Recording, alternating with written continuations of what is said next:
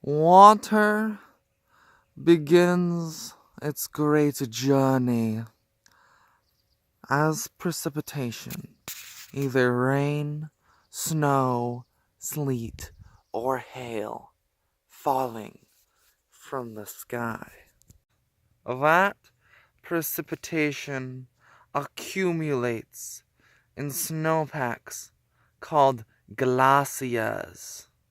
As spring comes, the water's journey continues, and the snow begins to melt. The snow melt accumulates into reservoirs known as lakes. From here, some of the water is absorbed by submarine plants that use it to conduct photosynthesis. The water then flows downstream to more hospitable territory where its brilliant adventure continues. The water leaves the mountain streams and finds its home in an even larger lake. But wait, there is more.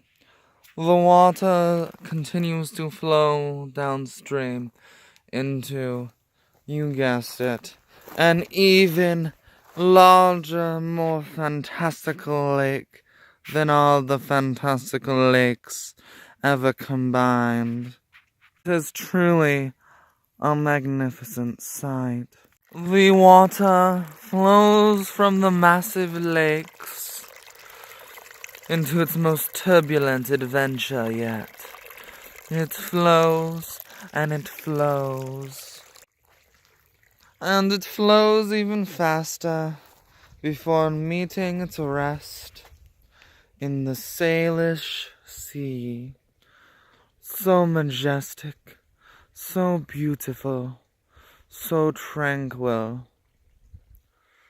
From here, the water will evaporate and return to the earth again as precipitation for this never-ending cycle of adventure.